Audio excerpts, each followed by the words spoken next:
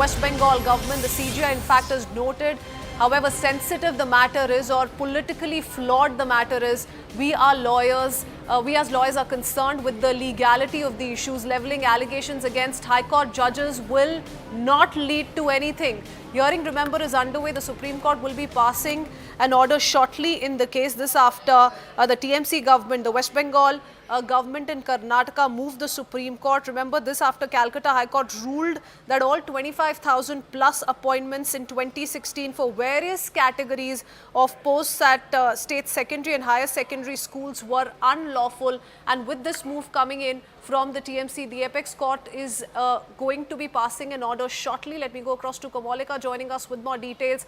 Very interesting that the Supreme Court has noted that it is most unwelcoming on part of the TMC to take a jibe at the High Court judges in a way because the High Court observations, remember, went against the TMC. The Supreme Court says it is concerned about the issue. Kamalika.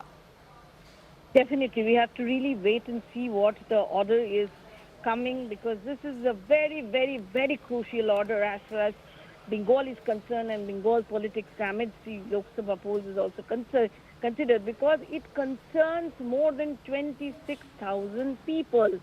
26,000 people, candidates, their recruitment has been cancelled by the Honorable High Court.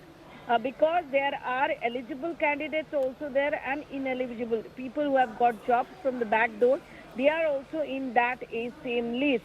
Now, today what happened in the Supreme Court, now what happened, we'll have to understand first that what is this order from the High Court. The High Court order says that in 2016, this panel that was recruited by the SSC is null and void.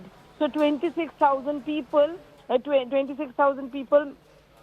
they lose their jobs. Not only that, the High Court order also stated these candidates who have gone through back door should give back the money, their salary, to, with an addition of 12% interest on it.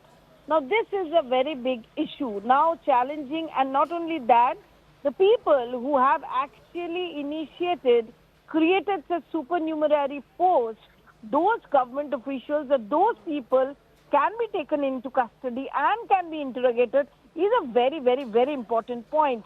So, so what happened? State SSC, the State School Service Commission, they moved to the Supreme Court challenging the order of High Court, to which this short order is going to come very shortly. Now, today what happened in the Supreme Court, that what we are coming to know is that the state has placed that out of this 26,000 candidates, there are 19,000 candidates who are directly eligible, who are meritorious. 7,000 candidates, there are some discrepancies. That's what the submission of the SSC is in the Supreme Court. But we have seen, as you were pointing out, the Supreme Court's reactions, observations were also very strong.